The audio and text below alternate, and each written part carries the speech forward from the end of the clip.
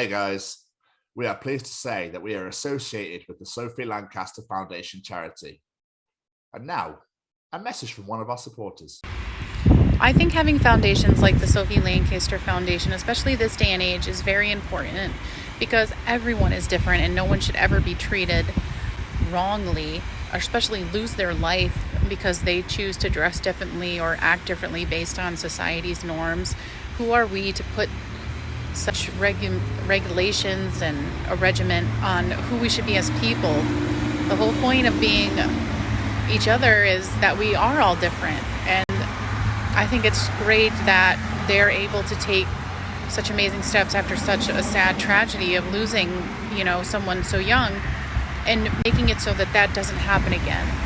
And I know that myself, I will never treat anyone differently just because they dress differently or act differently than I do. And I think it's a great message that the foundation is spreading. So I congratulate you, and I'm so sorry for your loss, and I can't imagine. To learn more about this wonderful charity, head on over to www.sophielancasterfoundation.com. Hey Jamie, do you like being cozy? I do. And do you like staying cozy? I like that even more. Then just heading over to www.staycozyclothing.com, where you can find hoodies, tees, sweaters, and much, much more, with a new fall line out now. And just enter The Chronicles as one word at checkout to receive 10% off your order. And make sure you follow them on the Instagram at Stay Cozy Clothing to keep up to date with all the new designs. Remember, guys, that's The Chronicles as one word at checkout to receive 10% off your order.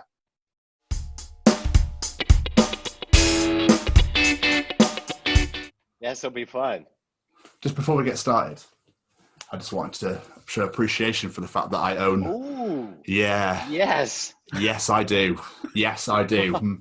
Just wanted to get out of the way first, just because. So, been I don't know if you can see, but right there. Yeah. I have it framed. It's the only Power Ranger thing that I've just signed and dated and had framed. It's just the one copy. It's the only of that album. I only decided to sign one for my son. That's amazing. That's amazing. He'll have the only vinyl copy that's signed. Other than that, I sign other stuff, but that's the only one I wanted to do for him.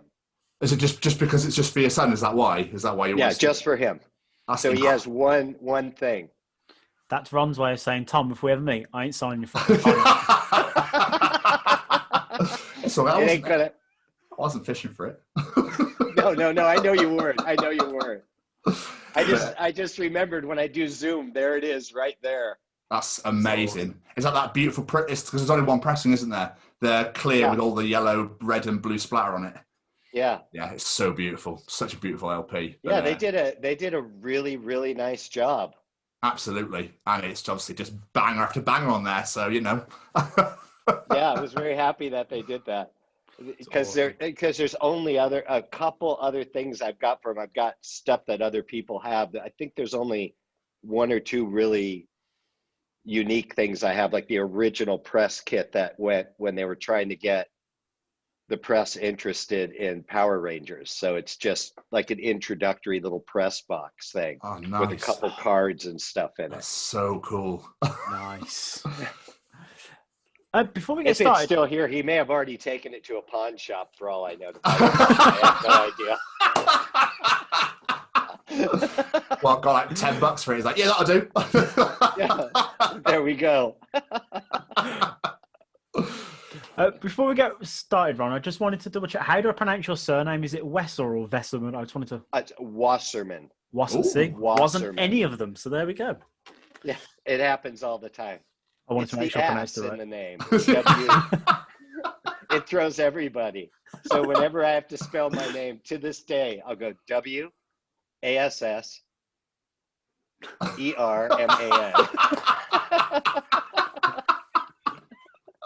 Phenomenal. Incredible. Just to fuck people up. Well, yeah. Why not? It's beautiful. Absolutely beautiful. Incredible. Especially now with COVID, you have to do whatever you can to keep your fucking sanity. You guys are on complete lockdown, right? Yeah, pretty much. Like, yeah, it's since the start of January now, and they're reviewing it next week. I think it'll go, and they're planning to take it into May. So it's just, yeah, I think. Well, you guys are smarter than us, because in here, there's a recall for the California governor. And as soon as they got close to the 1 million signatures, he said, hey, our numbers are great. Our numbers have been the worst in the country. I'm outside of Los Angeles, but LA is the worst. And he said, let's open things up. So if I go, pick up food, because I'm not going in a restaurant yet, there's restaurants open and they don't allow inside dining. So what they've done is they've built the outside like a tent, but it's completely sealed. So and that constitutes outside dining now. And it's packed. That's ridiculous. Like, packed. Oh, people, eh? People, eh? What can you say? Well, it fucks up the rest of the world because, and certain states, they're now dropping the mask mandate and saying, what? Go ahead, just go out. Yeah. I think it was Wisconsin. That governor just starting tomorrow morning for Super Bowl, I said, no masks, everything open up, everything's fine. Oh, Christ. Oh, my days. Yeah, so I think the U.S. may be the super spreader now. Oh, surely Biden, isn't Biden interjecting in any way, shape, or form? I think he's going to. He's going to have to. He's going to have to sign an executive order and override everything. Yeah, absolutely, because with this state by state, it's just not working out. No, it never does. There's just stupid states. There's stupid people. Absolutely, man. They were all big Trump supporters. They loved him. Even as they're dropping dead and food costs go up and they have no work, he's saying, don't worry, things are good. And they're like, yeah, things are good. They're really not bad. They're not bad. I think he's great. That was amazing. Oh, damn. Right, should we actually get down to some interview? Probably should, yeah. This has been the best start to a conversation I've ever had. Yeah, we got right in. Yeah, absolutely. I'm just apologizing in advance if your lockdown goes through 2023 because the U.S. just becomes this infested place. More so. Oh, man. Hopefully not. Hopefully not. No. Hopefully not. Right. What we normally do is I'll just do a little intro and then we throw a bunch of questions at you. Simple as that, really. Sound good? Oh. Yeah. Ladies and gentlemen, today we have an absolute legend as far as I'm concerned on the show. If you're a child of the 90s like us, then whether you know it or not, today's guest shaped your childhood. Today's guest wrote many TV scores and themes, but two of those arguably the most popular iconic theme tunes of all time. And that is the X-Men and Power Rangers. Today, we are honoured to welcome to USUK Chronicles the legendary Ron Wasserman. Hello, everybody. How are you guys doing?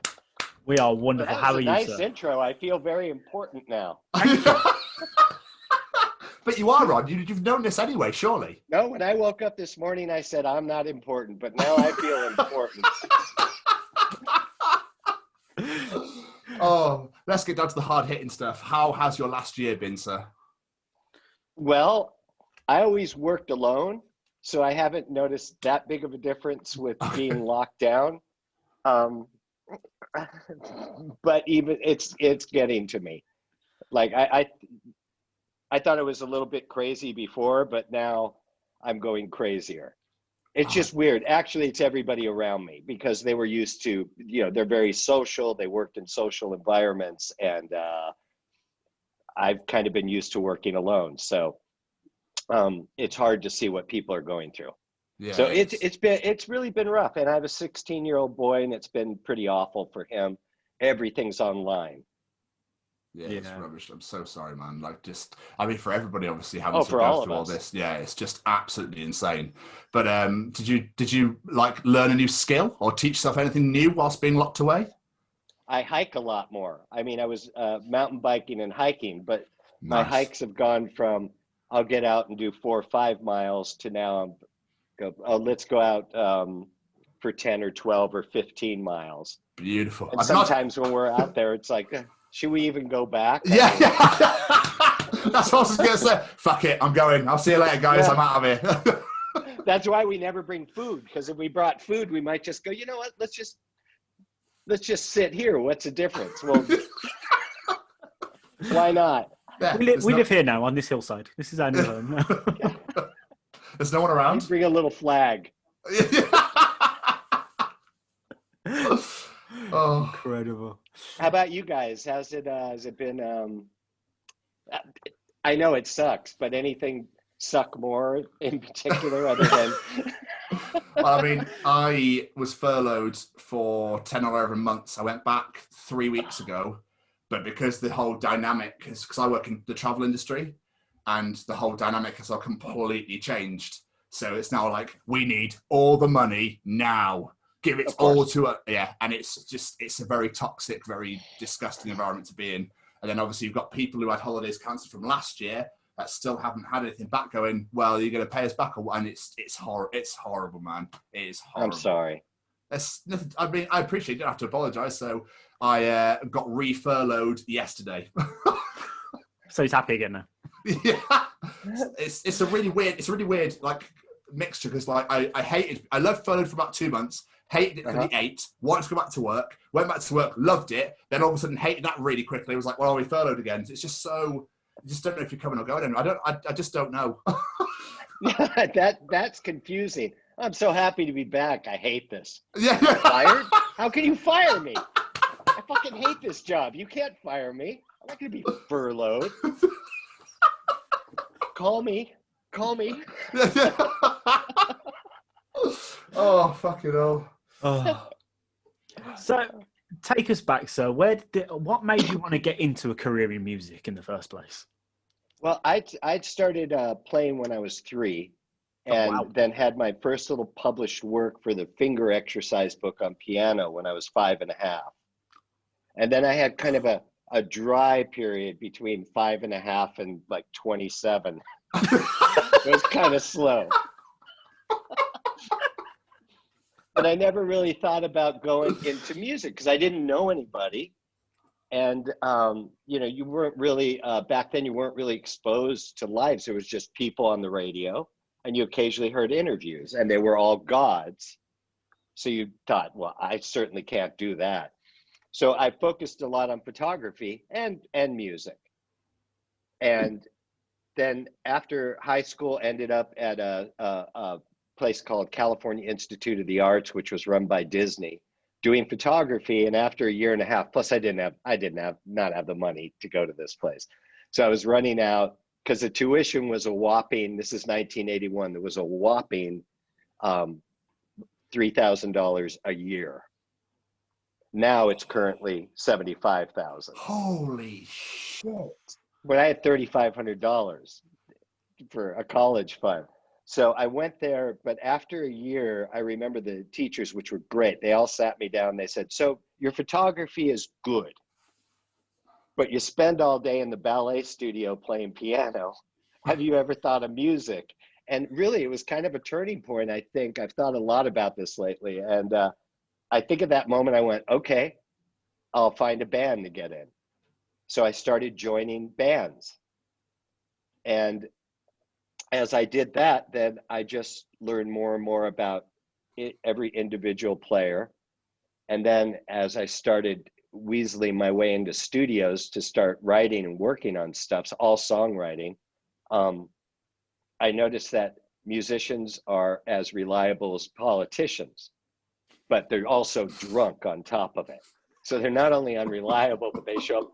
I said, did you listen? Are we ready to record? It's like, oh, dude, last night I was so fucked up and I didn't get to it. I'm so sorry. I'm going to learn it now. But do you have some water or something? My head's killing me. So this led me to, I started going out to clubs because of the bands I was in, no one famous, but I had access to anywhere in LA. So I would spend literally a month going out, watching bands every night, just watching the drummer, and then start learning how to drum, all done on a keyboard. Watch the guitar player, watch the bass player, really studied it so that I could be self-sufficient. So I was in bands, and we almost were signed. And then I was with a gal who was signed on A&M Records, a lot of fun. And then one of the bands I was in, there was a guy who started working at a company called Saban. And in '89, he said, well, you're an engineer. I was a mixing engineer already. He said, can you come in and mix stuff for our composer? And I'm living on credit cards. I've got like $40,000-$50,000 in credit card debt. And he called me in and said, will you engineer? And I did. And it was an 8-hour evening session. And that composer, we just chatted and talked for 7 hours. And then he worked 1 hour. And for the 1 hour, he made $450. And I went, maybe I should consider this business. And it was because nothing I ever thought of. And then they hired me on full time. And it took me about 3 years to be broken of the songwriting format and learn how to score. And then in walked X-Men, and then in walked Power Rangers. Oh, dude, it's just mind-blowing. It's amazing that you really like stick to it and whatnot. You can properly make it and whatnot. So like, what with photography then? I'm stumbling over my words. I'm so sorry. Let me start again. Why into photography? So why did you not want to leave? Oh, fuck me. Jamie, take over. I'll stop. I don't even know what he's trying to say. I don't know what I'm trying to say. I have no idea.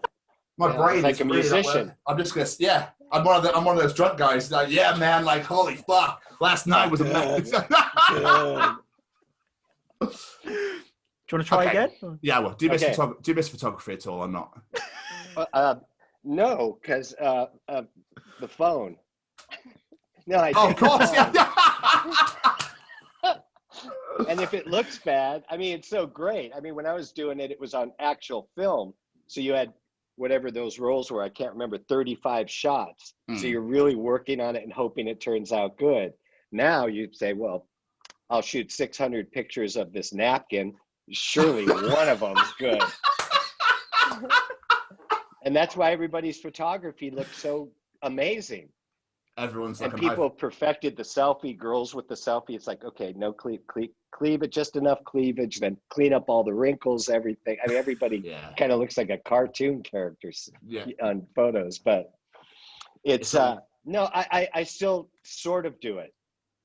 Okay. I think it's one of those things where like if you go like on a date or something, you get the girls that have like cleaned themselves up. You go on a date with somebody, you go, hi, I don't know who you are, but I'm waiting for somebody. Like, yes, it's me. Like, is it?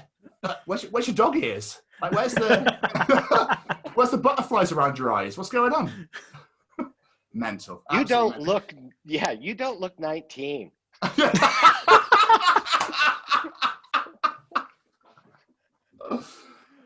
So you're saying about beforehand you were in bands and stuff like that.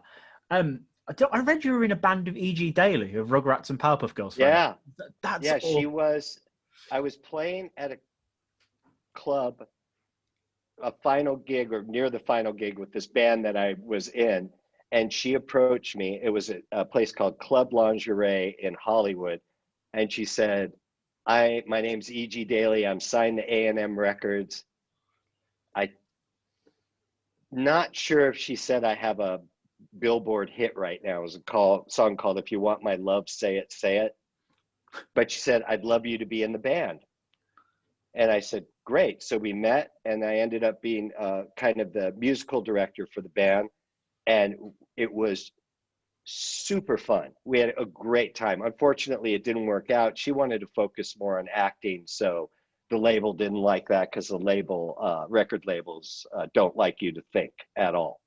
So you're here and we'll tell you what to do. Why are you eating that? We didn't tell you you could eat that. I mean, it's what they do. And so, but we had a great time. The best part about that was, and I cannot, for whatever reason, I cannot remember who the guitar player was, but the drummer was Matt Sorum, who went on the Guns N' Roses. I was going to say that name sounds familiar. Yeah, and Matt Bissonette, who went on to play bass for David Lee Roth and a bunch of other people. So it was super, super fun. Fast forward to just a quick side note. So after Power Rangers hit and they did the movie and they decided that I wasn't going to sing the theme, which really pissed me off because they wanted a famous singer. So they got the guy from Mr. Big to sing it. Is that who sings that? Really? Yeah. Amazing. Yeah. So they said, you're not doing it. We want somebody famous. And I was like, that's a good idea. I think that's a good idea. I think the kids are going to love that. But they said, and your old friend, Matt Sorum, he'll be playing drums on it. And I said, oh, well, can I at least go to the session? I'd love to see him. And they didn't give me the right date or time. Why? So because they didn't really want me to walk in, because there may have been film execs and other people that may have looked over and go, why the fuck isn't he singing it? He did the original. So I wasn't in on that session. And then maybe 4 months later, I'm driving down Sunset Boulevard in my Honda, and there's this beautiful black Porsche Carrera next to me. And I look over, and it's Matt Sorum. And I'm honking the horn. He's like, dude, pull over. And so we catch up on stuff, and he goes, oh man, if I had just seen you 2 weeks earlier, we were hiring a keyboard player for Guns. It would have been $25,000 a week. And he goes, I'm sorry. I just, you probably could have got that gig. So that was a moment standing on Sunset where I'm just like, I could have been in fucking Guns N' Roses. I mean, that would have been a perfect band for me, because the keyboard parts are kind of emotional but simple. It just would have been great. Yeah. So that didn't happen. But that was the story of E.G. And then she still does acting and stuff, I think. I mean, she had to do very well with Rugrats. Oh, yeah. She must have been raking it in with that show. Yeah. So what was the first TV project you did then after you got brought in? I think it was X-Men. That was the first one. I was submitting for a lot of their direct-to-home video shows. They would buy like Japanese animation of Pinocchio, and then they'd clean it up, or Italian versions of it. And they'd have to clean the violence out of it, because in the real Pinocchio, he gets crucified and burned. I remember they said, so we got to cut this scene out. And this is a kid show in either Japan, which wouldn't surprise me, or Italy, which kind of surprised me, that they're showing, sit in front of the TV and watch Pinocchio get crucified and burned. But it is part of the story, apparently. So they'd clean these up, and they'd say, do you want to take a crack at the theme? And I would do something that was just so fast, not rock, but really fast, just that created a lot of energy. And they'd always come back and go, that's really not what we meant. And they'd end up going with, somebody else would write something that'd be like a little oboe and maybe a vocal going, Pinocchio, Pinocchio. What? Meanwhile, I've had this wild, energetic, but not with a rock voice, right?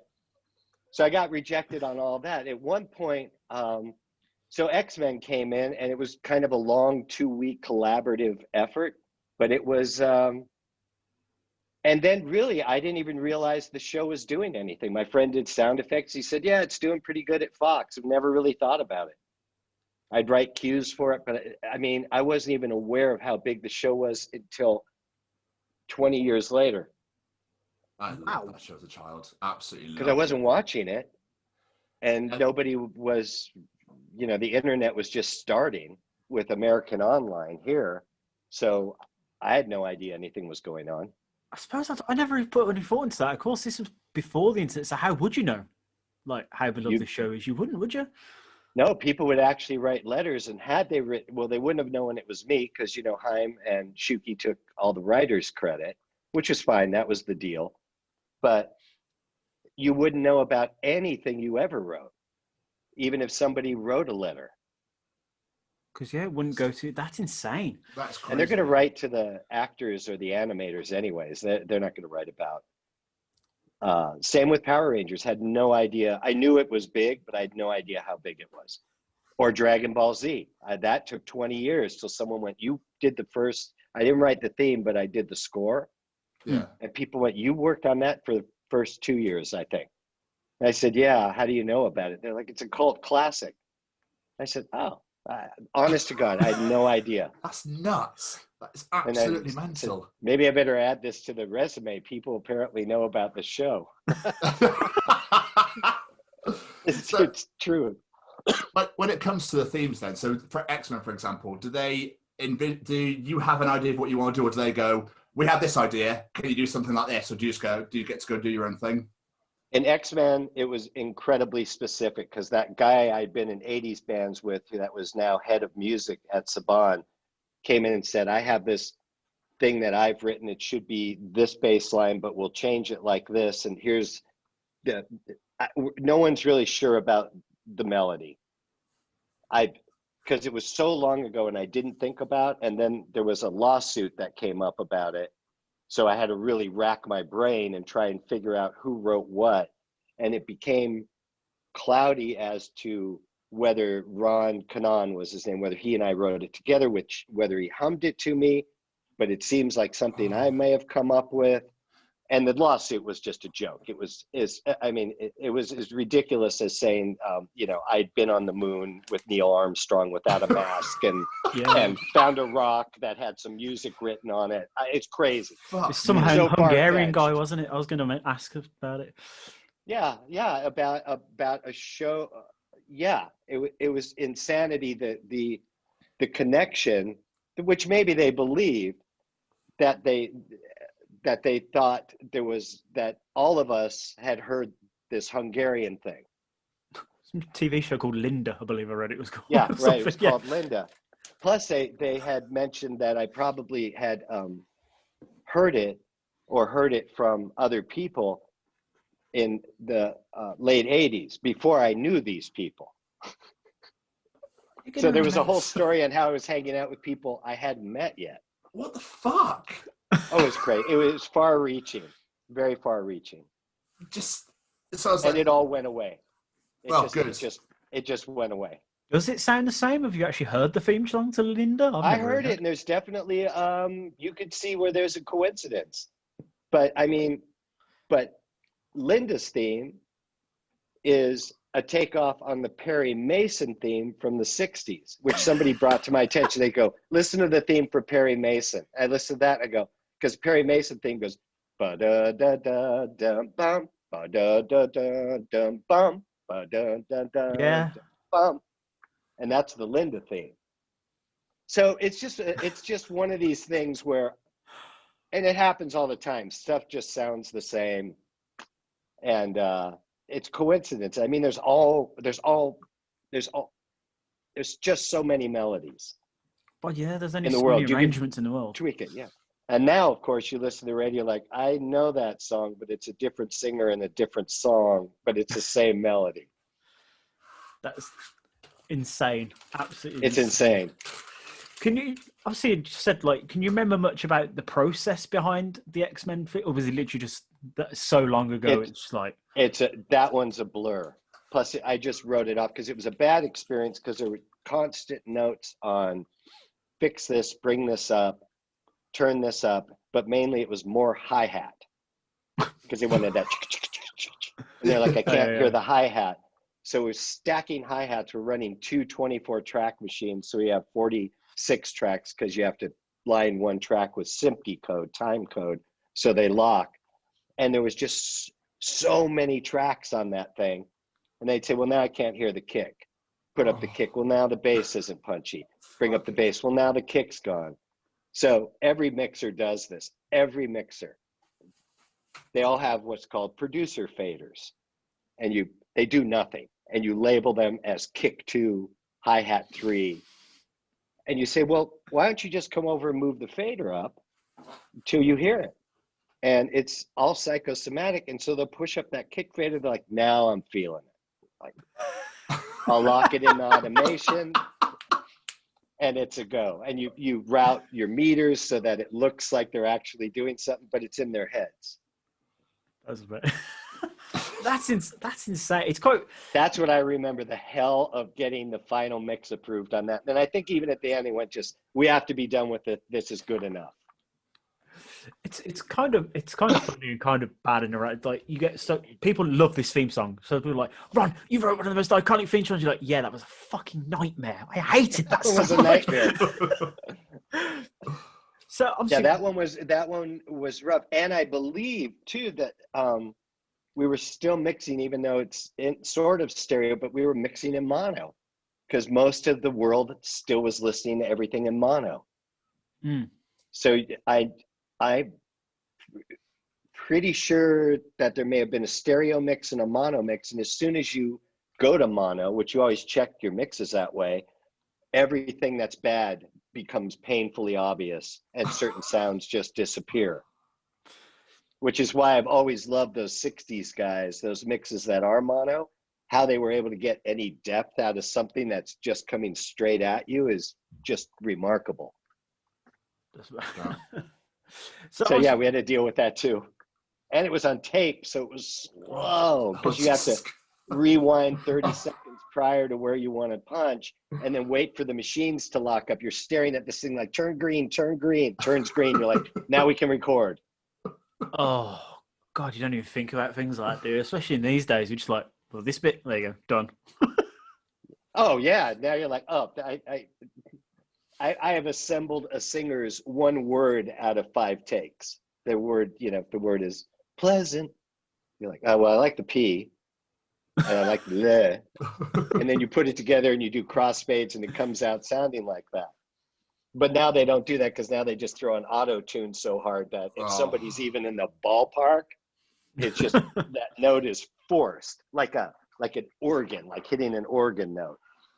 Everyone's a fucking musician these days now, aren't they, with that auto tune shit? Right. Yeah. So obviously, Power Rangers is probably what you're most known for. And right. I read somewhere you were given 1 day to complete that theme song. Is that right? Yeah. And I did it in 2.5 hours because I didn't want to do it. Because you didn't want to do it. They didn't want to come in. The thing is, I was working on a song for the band, wasn't named Fisher yet, with my wife that I wanted to finish.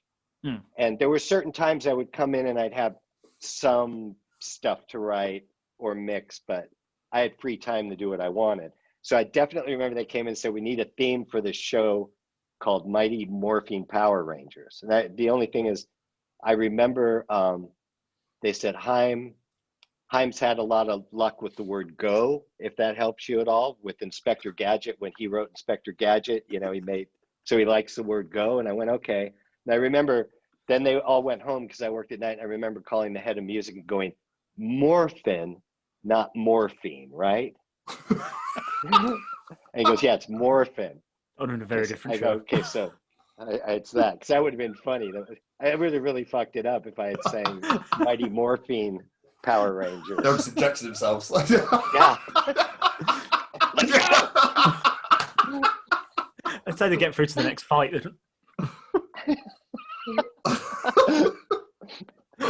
Yeah, that'd be good. Billy, you can't find the main line.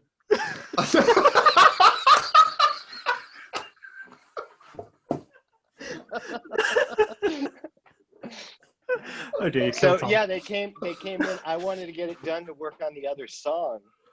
And so literally from, okay, I'm going to write this, to that, from we need it to that final, what was sort of a rough mix. It was never ever touched again. And doing the vocals, which I'd never really sung on anything like that. I just found that voice, and I found that by gargling, this I knew because I was I'm screaming through my voice, through my throat. By gargling ice cold Diet Pepsi, it would like get rid of the pain, and it would tighten up my vocal cords a bit so I could hit the high notes, which the high harmonies on the original theme are generally in the ballpark of what the note was supposed to be. So, but they're in there and they're layered. So I did it and I didn't think about it, and I started working on the other song. And then the next day they called and they said they love the theme. Fox heard it, they love it. And I said, who are you thinking to get to sing it? And they go, no, Fox loves it. It's done. You're the singer. And I went, oh, cool. What am I working on tonight? That was it. and it became one of the most iconic theme songs ever. Yeah, it was that simple. Then I would hear stories. They did test marketing, played it for kids, and they said the kids were going crazy. And because they bring in kids and they give them $20 and pizza. And they said they started like throwing pizza at each other. They're all hyper during your thing. I'm like, hopefully that'll be a good thing. Okay, good. That's phenomenal. And then it took off, and as it got bigger, the workload got heavier because now I was the main composer. And so I was already doing 40, 50 hours a week. Now I'm up to 80 hours a week and just cranking out the score, Power Rangers, and then comes Sweet Valley High. And we have this other thing, and we need a sizzle reel. And one of the producers' son is getting bar mitzvahs to do a version of the theme saying, go, Jacob Wasserman, just whatever. It's just constant work going on. I was just slammed. It was great. That's amazing. It's like literally I was just one nonstop. song. Yeah. Yeah. That really kicked it off.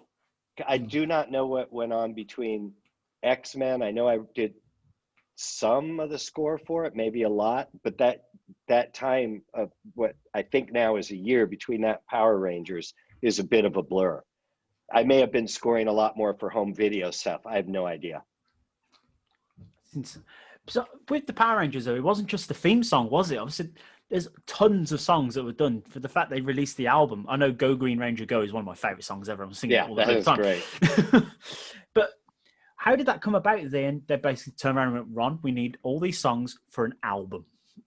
No, they said we need we're thinking of putting songs in the show. Do some songs. That's amazing. So the first one was Fight, or was it Combat or Fight? I think it's Fight. I can't remember. I think it's Fight, then Combat.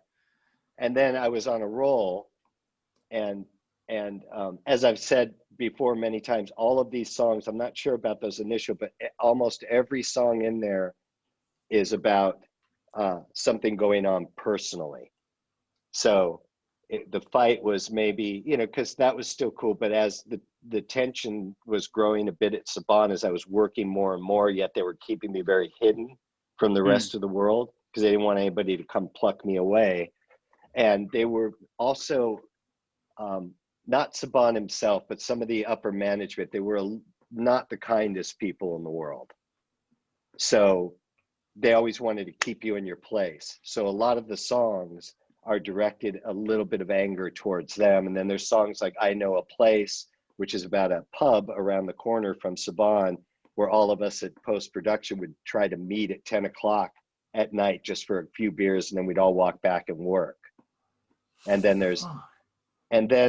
and then the violence started happening with kids listening to the music. So the music started getting blamed for violence. Really? But Haim Saban was really good friends with the Clintons. So one day there had been a couple brothers somewhere, I think maybe in Norway, that were listening to Fight and were kicking their sister, and they kicked her to death. They killed their sister. What? And so the heat came on the Saban hardcore of the music is causing children to be violent. And I said, get me on CNN with the parents, and I guarantee you in 5 minutes, people will go, those parents are fucked up. They did not do a good job with their kids. There's no way this song did that. They said, yeah, we know, but the White House, I'm pretty sure it probably came from Gore and his wife, Tipper Gore, who was very opposed to rap lyrics and trying to set all these restrictions. They said, from now on, no words like fight, nothing that incites violence, no minor chords.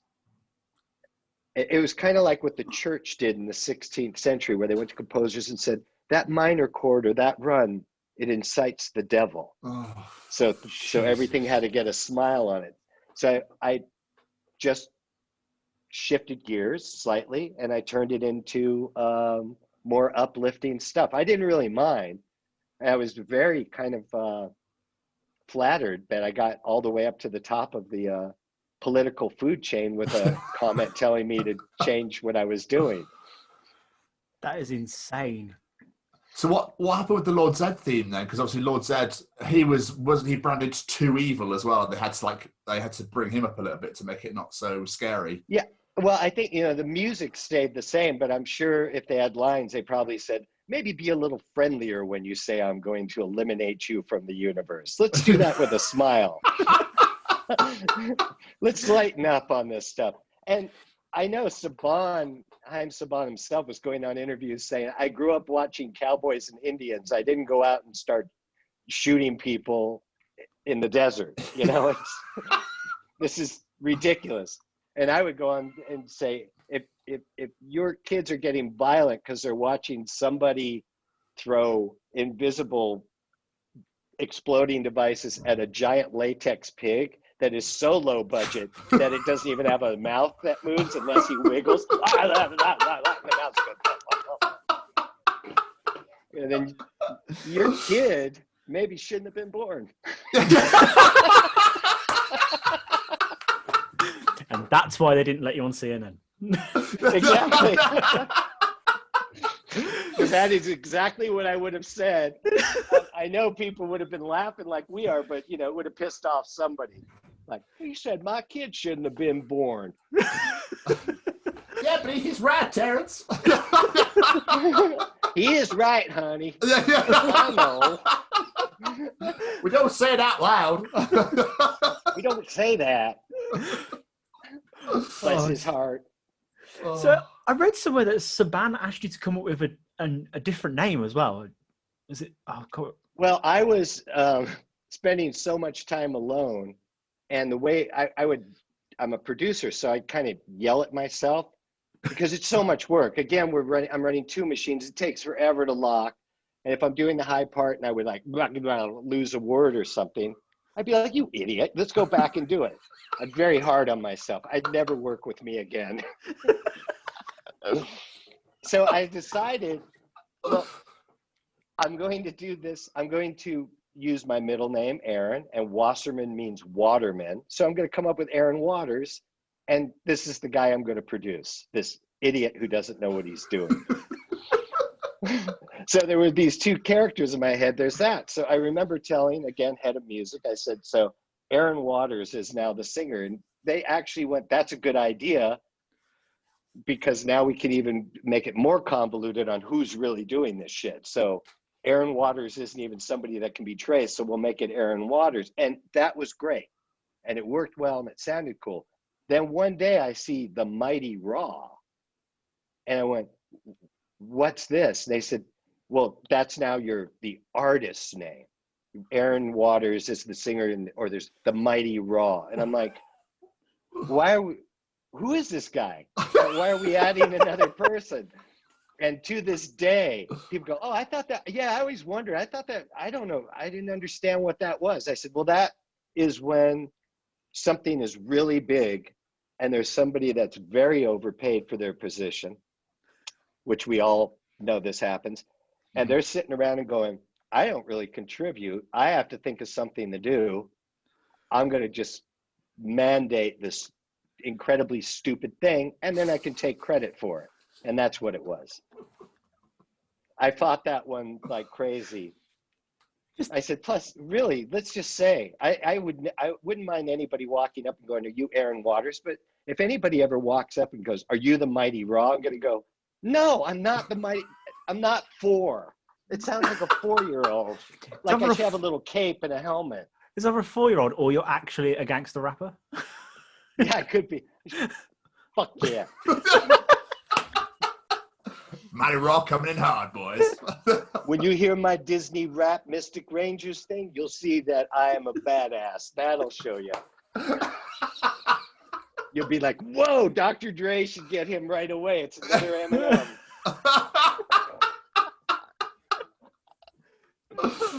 Oh, Jesus Christ. So what other Saban projects that you did stand out to you? Because obviously you must have worked on so many more things. Well, Sweet Valley High, which Such was, a tune. and that was my, we're now divorced, but that was my, were we married yet at the time? I don't know. That ended up being my wife. She sang that, and I had to beg her to do it. I said, just come in and sing it, because the gig paid like $150. a buyout for the singer. And I finally got her to do it. And luckily, somebody heard that. And so she ended up having a 10-year run with commercials. Oh, wow. And it all originated from that Sweet Valley High thing, because she has a great voice. So I got a call one day and they said, do you know the girl who sang it? We want her for a Comcast commercial. It was a cable company in the States. And she ended up getting that gig, and then Coke, and then this, and then I got sucked into it and started writing. But as the music writer, you don't make shit. The singers make all the money in commercials. I don't know how it is now, but probably the same. But she just cranked. It was great. I don't remember the show at all, but I remember that theme tune. Yeah, it's a good theme. It was a great I theme. like that theme a lot. It's a little echoey. I've listened back to it now and I'm thinking, man, my ears must have been it's just a little bit washed out and reverb. But other than that, I like the theme a lot. Another one that I remember is VR Troopers. But I didn't write the VR Trooper thing. Did you not? I think I was probably busy. Or I may have said, it seems to me, and again, so long ago I can't be clear, it seems to me I was saying, we are VR is a great line, use that. You were accredited with it. Well, from what my research said, anyway, you were accredited with the theme song. Oh well, good. I'll take it. No, but I don't remember actually, and I don't think that's me singing it. Wow. And okay. frankly, well, maybe it is. Oh no, it is, right? We are VR. Yeah, it's you. Yeah. Oh shit, maybe I did. It's your career, Ron. I mean, I know, right? The show went away so fast. I remember scoring the initial 10-minute presentation for that they were making to Fox, I guess, and that would have been prior to the theme. After that, I just remember looking at the show sometimes and saying, well, I hope it goes, but personally, I would have done something completely different as trying to be the next big show. I wouldn't have tried to kind of do something sort of like Power Rangers. I would have bought a different property and pushed through something completely different. So it was kind of doomed out of the gate. There were quite a few, I think, weren't there? Because I think Beetleborgs is another one that they did, or someone did, that tried to be a very similar sort of thing. And yeah, I remember that Beetleborg footage. I'm like, I hope you didn't pay more than $5,000. It was horrible, just horrible. I just remember looking at it going, what is this? Yeah. I could just hear Saban going, is it Japanese? Is it old? Is it cheap? I'll take it.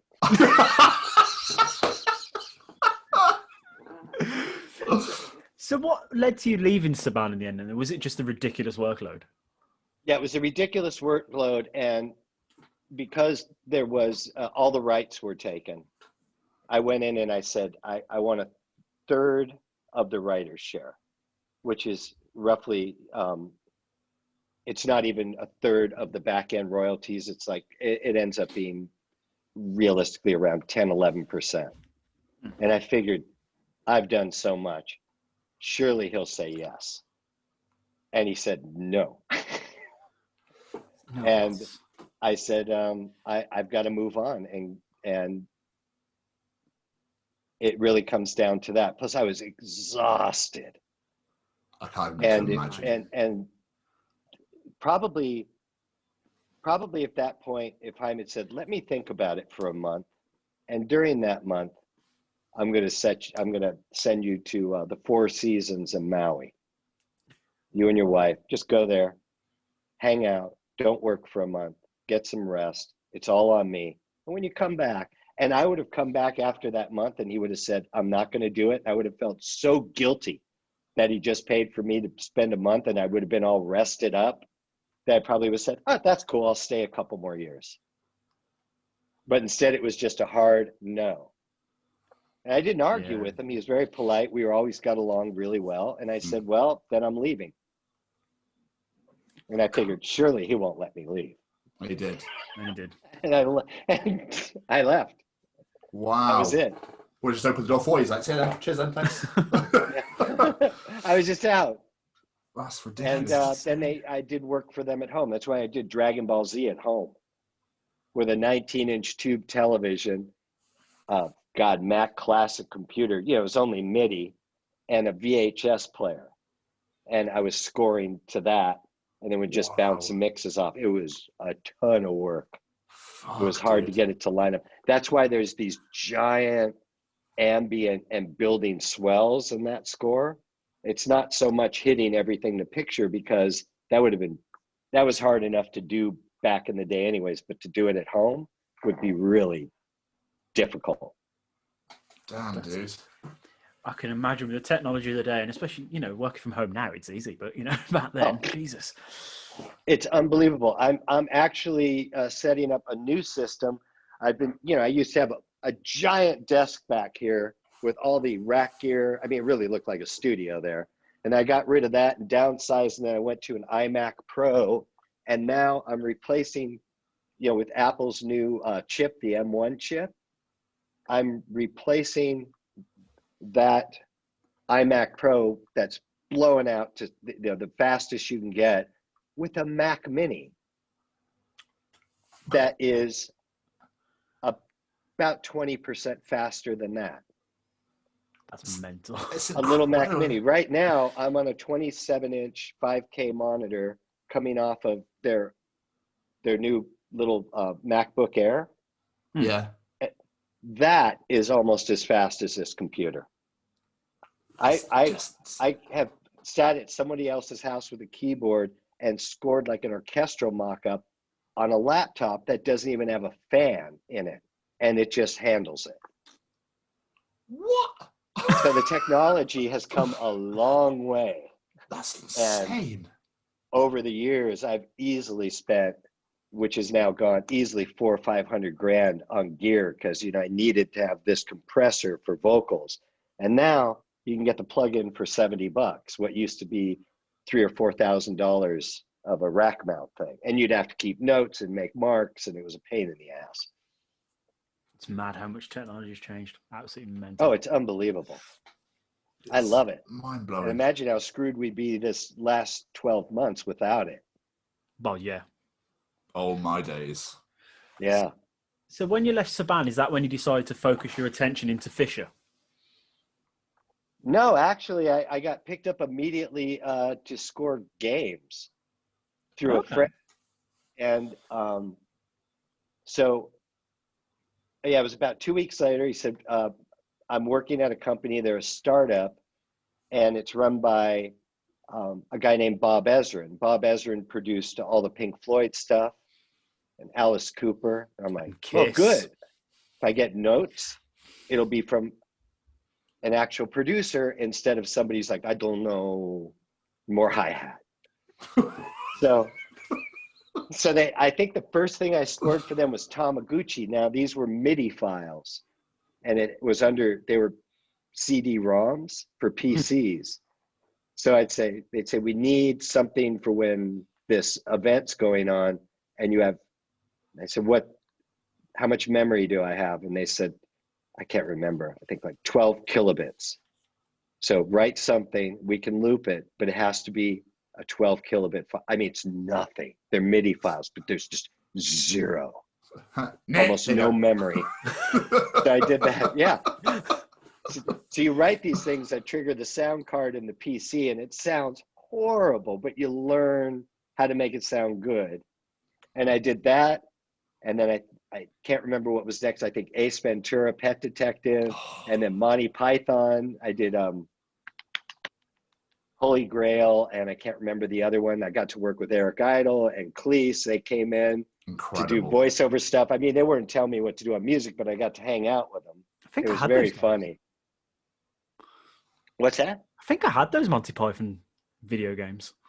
Yeah, they did really well. Unfortunately, when you have creatives managing a new startup, they throw some great parties. I mean, I'd show up to parties. They're like outside with thousands of people. So anyways, they went broke.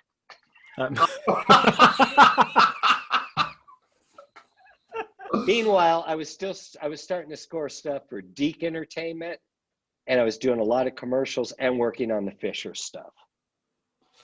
I take it when you left Saban, sorry. It was, yeah. after Saban, it was video games, commercials, Fisher, Deke Entertainment, and anybody else who would call and say, it was just endless. The phone was ringing off the hook. It was great.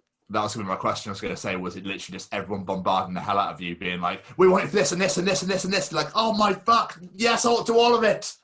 Yeah, I'll do it all. Yeah, it was yes to all of it. I mean, through Bob Ezrin, he goes, I want you to drive up to this address and go meet with this guy. He's looking for somebody to mix his stuff. And I go, who is it? He goes, you'll know who he is when you get there. So I get there, and I remember I hit the code keypad. It was a gated driveway, and I'm like, I'm Ron. I'm here. Bob sent me. He's like, okay, come on up. I'm like, I don't know who that is. And I get up there, and it's John Anderson from Yes.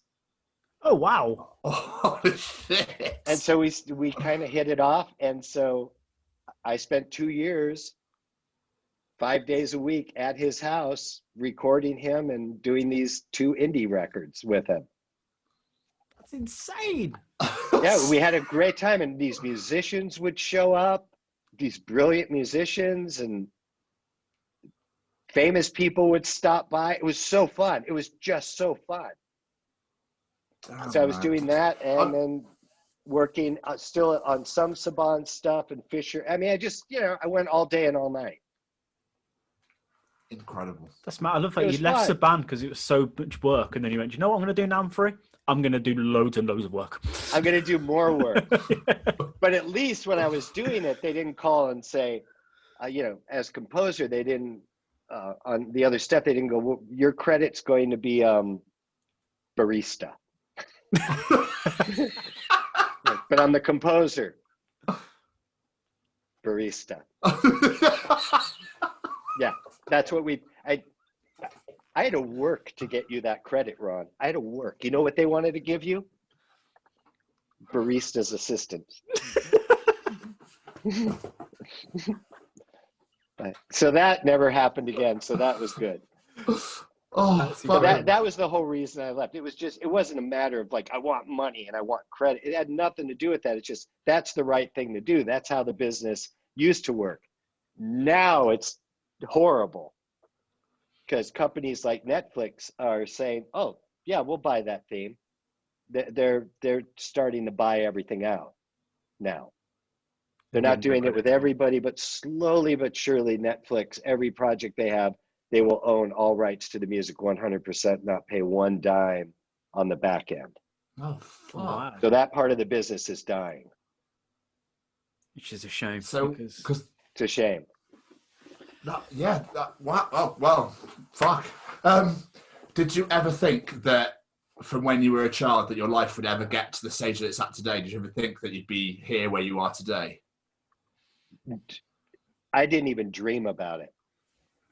Wow, it wasn't even a thought. I mean, some kids, they're playing guitar or piano and they dream about being a rock star. My thing was, and our family was very much day-to-day survival. We weren't like in the gutter, but we were piss poor. We had just enough to cover, and then we had family members that would step in and help out if we couldn't buy groceries. That's what I grew up in. So my goal was just to do something in life where I could possibly make $30,000 or $40,000 a year. And to me, that would mean I had no idea how I could possibly do that, because that's what doctors were making, I thought. Yeah. Just the thought of that. So as other stuff came, and none of it's ever been done for the money. It's been done because I love the project. Never once. Because as soon as you start thinking about just the money, you're not going to do a good job. Yeah, you become an absolute asshole as well. Yeah. That's why I've stayed so sincere. That kind of money never happened. But that's okay. Doesn't matter.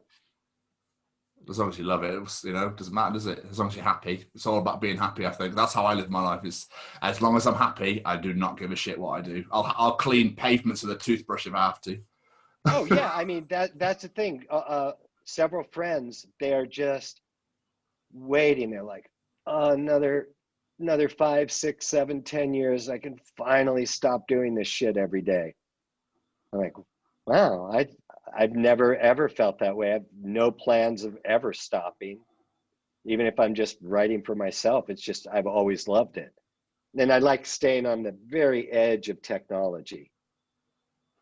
It's fun. I love it, every moment of it. It's amazing. It's good to hear that someone enjoys what they do, though, because like I say, it's you do it all day, every bloody day. You might as well enjoy it. Yeah, and I've done everything. I fixed business equipment. I've been hired for months to count magnets in a magnet warehouse. I've worked graveyard shifts, steam cleaning carpets at restaurants.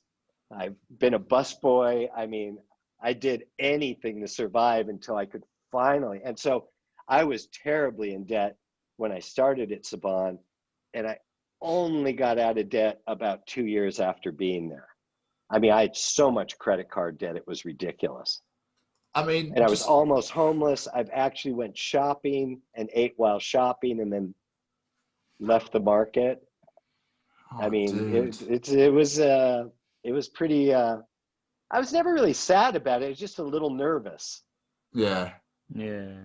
I never thought I'd end up in the street, but you get nervous when you're thinking, wow, I'm going to be tortillas straight on a stove with turning the fire on it so it burns and putting butter on it, and you're living on that for a couple weeks. And you don't feel very good when you eat like that. I can't even begin to imagine, man. No. Well, incredible how far you've come. Absolutely incredible. You do what you do to survive, don't you? So yeah, you do what you have to do, and then if you're lucky enough and stuff starts to happen, you never forget that. Never. So never. $1 comes in, it's like only going to spend 50 cents of it. That's it. Because the next storm's going to come, the rainy day is going to come. Yeah, it's inevitable. And now here you are, having scored 2,845 episodes. It's better. Is that because I was frugal, or as most people would call cheap. I'm not like cheap, but you know what I mean. Like I tip really well. I'm not this guy like, my coffee was cold. I'm not that way. But because I was conservative, when COVID hit, I didn't go back with my son and say like, you're going to love tortillas and butter. I mean, we didn't have to do that. You know how you thought we weren't eating well before?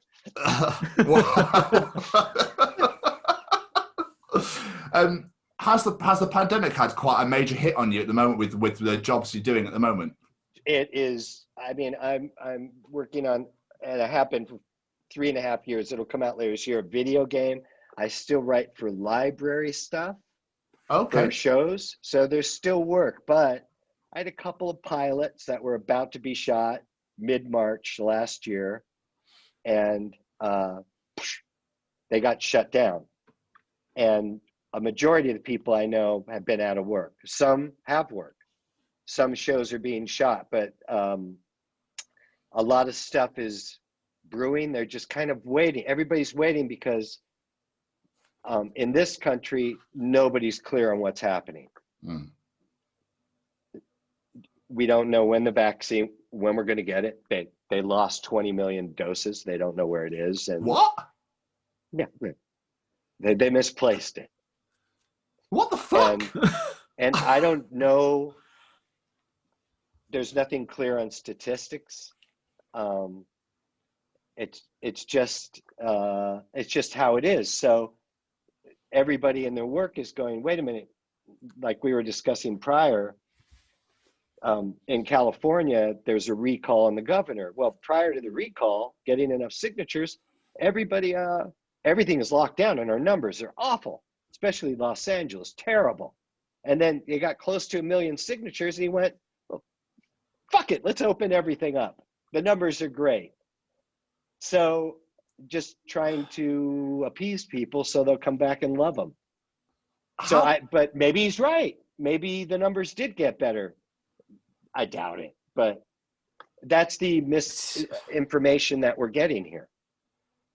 Is that all? Do you reckon that's all stemmed from the previous president? Yeah, well, it started there, but still, anything controlled by politicians or the federal government, it's just not going to happen. It's just wrong. It's going to be a mess. So your vaccine you haven't even started the rollout of the vaccine yet then, at all? Well, there is, but nobody's really sure who's getting it. It seems like some people are getting it, and then they said, well, now it's available for people over 65, and that's wonderful for them. I'm happy for them. But they still haven't vaccinated all the people working in the hospitals. What? What's going on? No, there's still a lot of health workers and frontline workers that haven't been vaccinated yet. So they're working on that. And then they have appointments. So they're expecting people over 65 to go through a website and navigate a website designed by a government employee to figure out how to set an appointment and where to go to get their shot. So some of them can't figure it out, understandably. Some can't make it that day because they're old. And maybe they don't feel good or it's raining. Yeah. So then the vaccines just sit and rot. So they have to throw them away. Oh, fuck. So it's very, very unorganized. But that so much stuff is opening up here now. Not good. Well, please stay safe, Ron. Please. Please. Oh, I am. Good man. I stay in this room. That's my secure door. So nobody can break in. If the vaccine gets in, I just leave the little hole open there because I know the COVID germ is too big to get in. Every once in a while it pops up. It's like, let me in. I'm like, go away. It's like, I just want an autograph. Like, no, I don't believe you. Just creeps this little person like that and like, come on, Ron. You must come and see. You look like a COVID molecule. I'm not. So that sucks. Yeah. So like everybody. You did more Power Rangers work, didn't you? You went back and did a couple more theme songs. Disney called. Disney? They said we want to get back to what it was. And so SPD, I was pretty amped, and SPD was banged that out in one afternoon, sent it, and they went. And the head of music there, a guy named Steve Vincent, goes, "This is great. I'll get back to you because, of course, 10 people have to hear it." And then 10 people heard it, and he goes, "Absolutely love it. Only have one change. Could you just add some sirens?" And I just went, sure. I called my friend who does sound effects that did X-Men and everything, and I said, "Need some sirens?" He goes, "In Dropbox now," and or box.net, whatever we were using then. Doesn't matter. And I had the sirens and popped them in, and it was done. Then the next year, he said, "Now we're doing Mystic Force, and we'd like to, the SPD response has been remarkable, and we'd like to do the same thing." So I wrote the rock version, and he heard it. He goes, "It's great." And he called back, and he said, "It's done. It's done deal." Like on a Friday. And I said, he goes, "So break out the stems. It's done. Great work." Which means you break out bass, drums, vocals, everything, so the mixer can go like, "I'm going to lower that. I'm going to turn up the hi-hat." Yes. You give him some control. And then on Monday he called, he goes, "I have some weird news. Some of the new producers are young, and they're really in the rap, and they've decided they want the theme to be rap." And I just said, "Oh boy." Here comes Mighty Raw again. Because you want to give it a try? Yeah. Yeah. Let me call the Mighty Raw.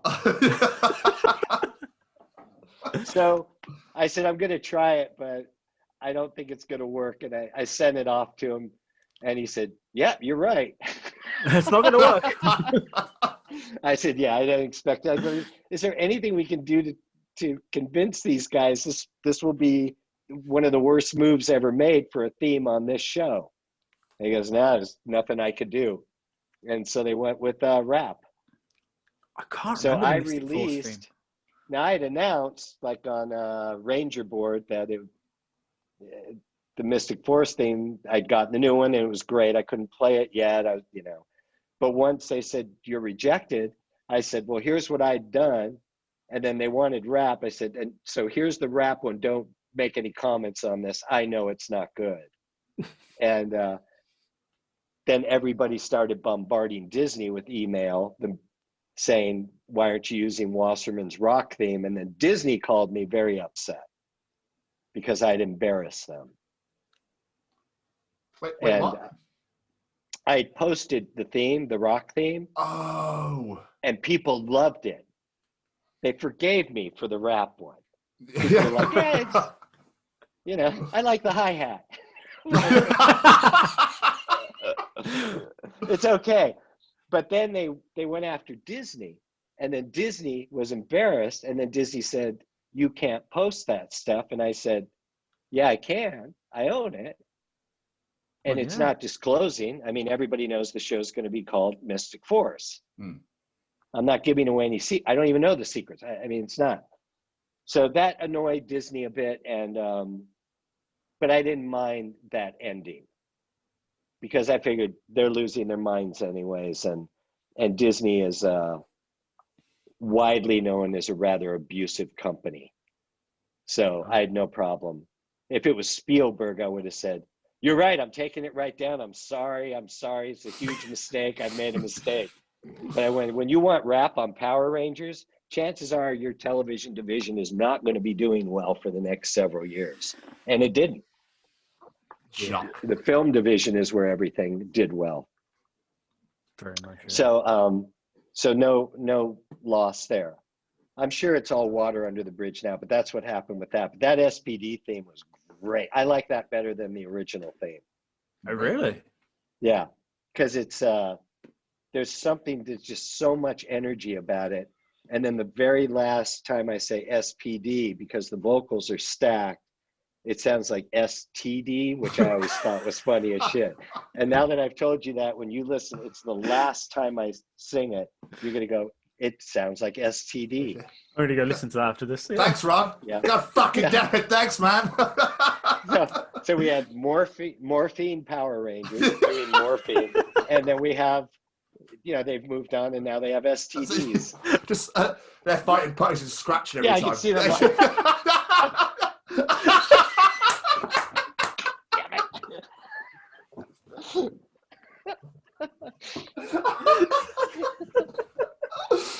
Oh my God. Gotta go blow up gonorrhea. GON. That would be great. Just gonna see next year you've released an album just full of songs. I should. Yeah, absolutely. Oh fuck. We'd have Alpha. Alpha could be herpes. Yeah. Ay. Exactly. Oh, Jesus Christ. So, final thing of the Power Rangers, we'll move on from there. Is in 2012, you recut your original songs and released them as a redux. Yeah.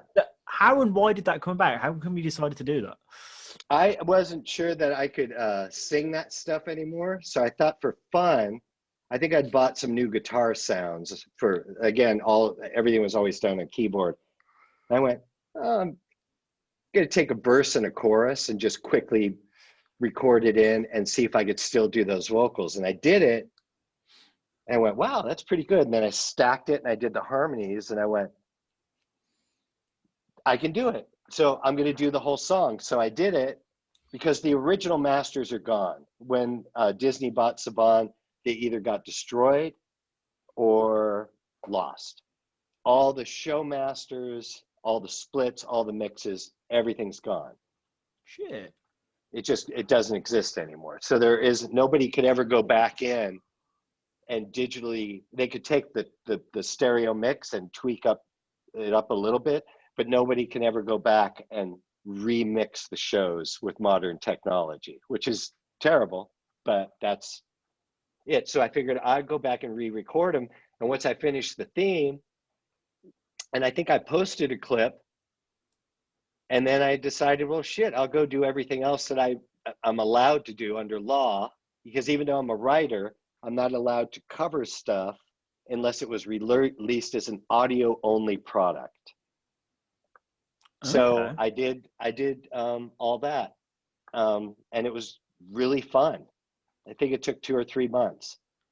It sounds. I was working on other stuff, and I finally got those harmonies right, maybe with a little assistance.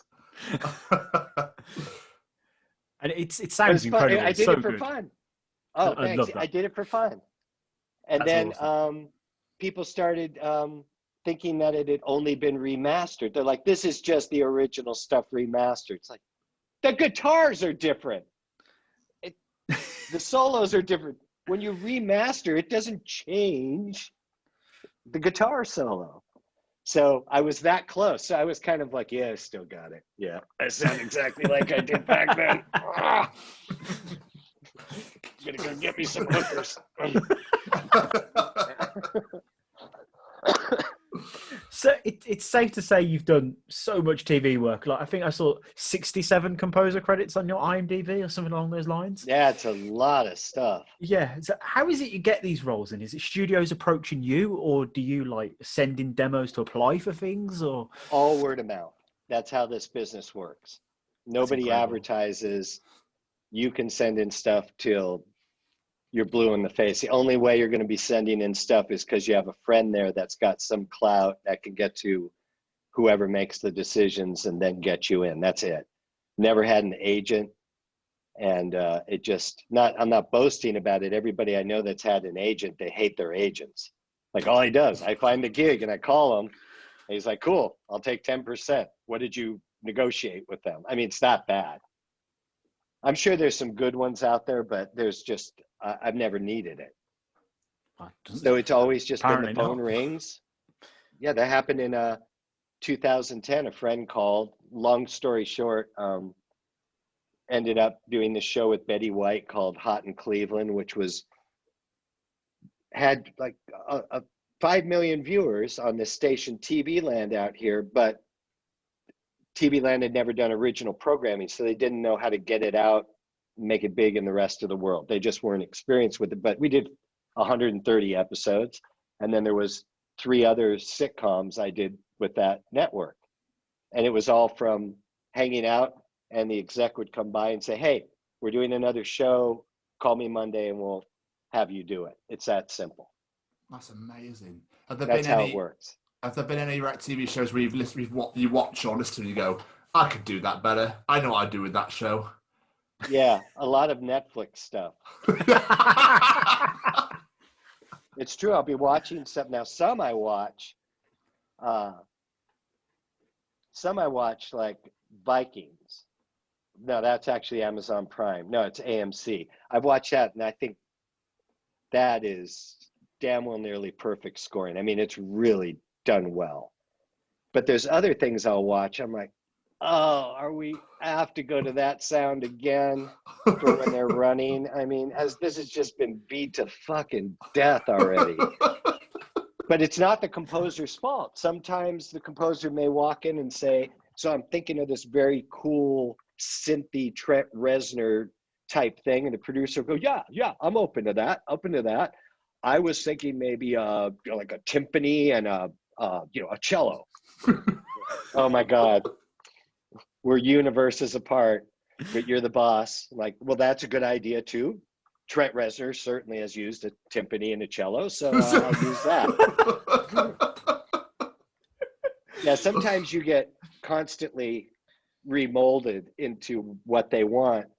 And I've had times with producers where I said, how about I just hand you my hands and you just do what you want, because you don't really need my brain.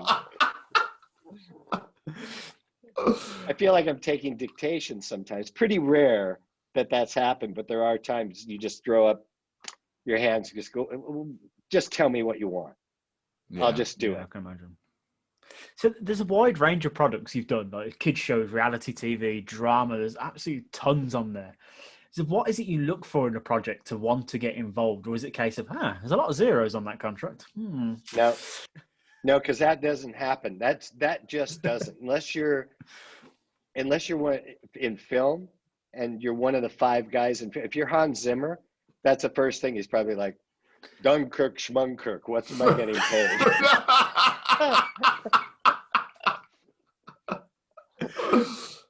And then he goes and then the contract's negotiated. He's like, okay, I need a story on how I worked on this. Because he has a bunch of composers at his place, which he treats well, and they actually get credit, and they eventually grow up in the composer world and make a name, and they leave, and some of them become huge. But he's the front guy. But what brings me in is I kind of always have a gut feeling if something's going to be a disaster. So there's certain times I've just gone, I don't think I'm your guy. And it's really more because even if it seems interesting, it's already not good. Yeah. If it's not good at the beginning, I mean, things can be pretty good and get great, but if it's really not good at the beginning, so I've only ever thought about what can I contribute, and how will this be perceived? How's it being managed? That's really what it comes down to. And it hasn't happened that much where there's only really been one show that a partner and I took back then. We were working together, and that was one of those TV Land shows, and it was called Retired at 35. And we would get a cut, and it was a sitcom, and it was funny. And they'd go, don't score anything to this, we're editing it. And they would literally cut out the funny parts. And at one part, I went up to the network guys, I go, this show's like a tax write-off or something, like you're trying to destroy it and lose money. I mean, because there was a funny bit in there and you removed it. And it turned out that wasn't true. It turns out the producer was just a comedy producer who was just lost his mind or something. He just second guessing and this and that. That was a tough one. So we hated working on that. But it went 2 seasons, so we ended up doing like 40 episodes. It was pretty shocking. So that's the only one I've ever done where, okay, let's just get through this as quickly as possible so we don't have to look at this show. It's terrible. So when it comes to doing TV themes, do you get to watch some of the show beforehand to get an idea for what it is, or do you basically just go, oh, it's a comedy, let's try this? It depends. Not much. Usually they'll send me a 2-page description and say, we have no idea. And then sometimes they'll say, well, the producers like these 10 pop songs. And you'll say, well, there's Metallica in there and there's George Gershwin in there. That's pretty widespread. So kind of what are they into? It's like, we don't really know. Just do what you want. And then most of the time they're, especially on reality TV, no matter what you deliver, they've heard something between Thursday when you deliver it and Friday afternoon. And those types of themes I haven't been getting lately because there's somebody else that's just assembling pre-made loops like a DJ. And then they're going like, that's a great theme. Like, I have those same samples. I don't use them because you're just pasting together other people's work. I mean, if you want to use the drums, okay, but it's literally somebody else's work here. So it's hard to compete with that. Or sometimes I hear what they picked and I'm like, that's horrible. So it could be, my sister's son, he got a Mac, he's got GarageBand, she's driving me fucking crazy, I'll take his theme. You never know. So are there any projects you're working on at the moment that you can or got coming up that you're allowed to talk about? That you're excited Yeah, the for? video game called The Next World. It was called The Nothing. There's too much trouble with that title. So The Nothing is now chapter 1 of this. And it's a guy I met on Facebook years ago. He contacted me about Fisher stuff. And he's like this, I guess he'd be like Steve Wozniak that worked with Steve Jobs at Apple. He's the mad scientist. So he writes software for like all the recycling stuff in LA, and then ATMs all over the country, and then stuff for Wall Street. And he's opened a gym, and he's opening up a like skincare clinic, and he writes code. He quit school, I think at 12 or 13, because he started making a bunch of money writing code for architects. So he decided to do his own RPG game, full blown. And we were moving along, and in a year and a half, he goes, I hate it. I deleted the whole thing. I'm starting over. What? And it's becoming this incredible thing. And it's going to release in October of this year. So if he doesn't, I would kill him. So I've done about 8 hours of score for that with a couple hours more to put in. Wow. A lot of it is long form, so it's not like you have, it's background stuff. Yeah. So I have to stay out of the way of the frequencies of people screaming and getting their heads blowing off, and all the gunshots and all that stuff. That's awesome. So it's just kind of keeping a little energy going underneath without getting on anybody's nerves. So that's really the biggest thing. And the other things are some cable reality shows, which aren't even really worth talking about. I love your honesty, Ron. I absolutely do. It's amazing. No. It's shit. I'm sure they're fine, but another one just got picked up for season 2, and I just went. I really thought I didn't know they aired all of season 1. Okay, I'll do some more. I think I did see a couple of projects. I think one of them was like Real Housewives of New York or something. I was yeah. How do you go from Power Rangers and VR Troopers and stuff to the Real Housewives of New York? One of the producers, the post-production head of post-production on Power Rangers at Saban, ended up at a Warner Brothers company. And around 2009, he said, I do a ton of reality TV. Interested? And I said, sure. And so on days where I wasn't really busy before that time where I had 5 sitcoms running at once, he'd just say, I don't know, they're looking for some happy stuff for Super Nanny. Like, okay. Just do it. Into the machine it goes. The editors are like, I love this. Do some more like this. All right. I mean, it's kind of, you're not really connected in any way to it. You just kind of upload it and go, here's what you're looking for. And they write back, that's great. Do more like this. And you send it, and it's weird. It's amazing. But that's how. It's because of that guy, because I'm friends with him. And he just said, you want to do something? Like, sure. Definitely who you know. It really does seem to be a business of who you know. Yeah. Absolutely. Right. Tom, have you got any more questions, my friend? No, I just want to say, Ron, thank you so much for being an absolute legend, hero, and just being so much fun. I've really enjoyed talking to you today. Really this was fun. So before we get out of it, we like to play a little game with our guests. It's called the Quick Fire Round. It's 6 questions. You just answer them as quick as you can. It's as simple as that. We like to have a bit of fun with this. Oh, look at that. He's getting himself prepared. I'm going to fuck this up. No, you're not. Right. Question 1. Your favourite Muppet? Kermit. Good answer. Your favourite pizza topping? Pepperoni. Good answer. Good job. Your first ever concert you went to? Steve Hackett from Genesis. He was playing at the Roxy on Sunset Boulevard with his brother. So I went to see Steve Hackett at the Roxy. Nice. Wow. That's cool. Yeah. That was great. Who would What's that? Who would play you in the movie of your life? Brad Pitt. Good answer. Nailed that. Nailed it.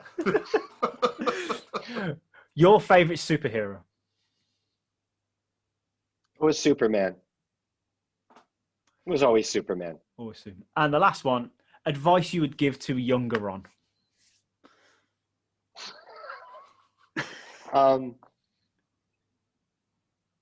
Don't take everything so seriously.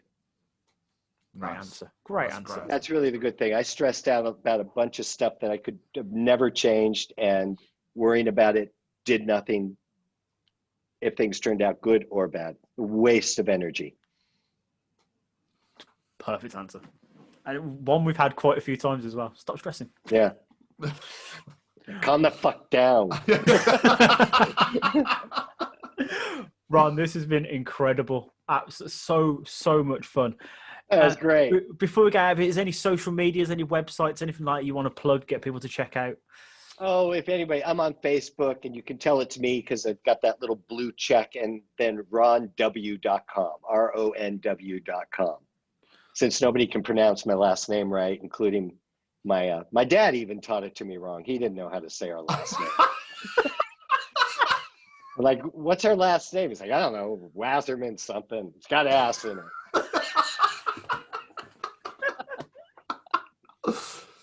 Oh, what a legend. Again, this has been so much fun. Thank you so much for doing this. That's great. All right, Absolutely. Thank you guys. You have a good day. Enjoy Everybody stay safe. You guys just stay safe. I hear there's a vaccine. I know we're getting close. Maybe you guys will probably be back to business as normal while we're still, I don't know what happened here. Well, that's not the case. Let's hope that's not the case. Let's hope it's not the case now. I know, but I mean, really, you're so close. So stay safe. You got to. Friend. But you've got that COVID door to help you anyway, so you're fine. I do, but now I have to go outside of it so I can have an egg or something. So I hope he's not out there waiting for his name. Herbert. Herbert, the COVID molecule. Kind of catchy. It's a little bit, isn't it? Yeah. Kind of a weird name for a virus. You did, by the end of the day, now you've got that in your head, you can have a jingle and everything written. Yeah.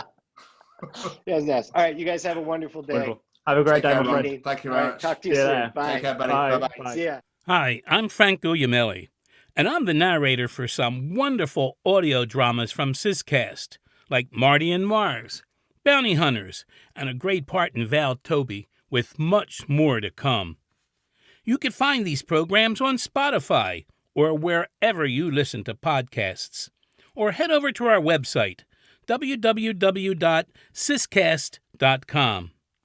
We are excited to announce that we are now affiliated with the Chronicles of Podcast with Tom and Jamie.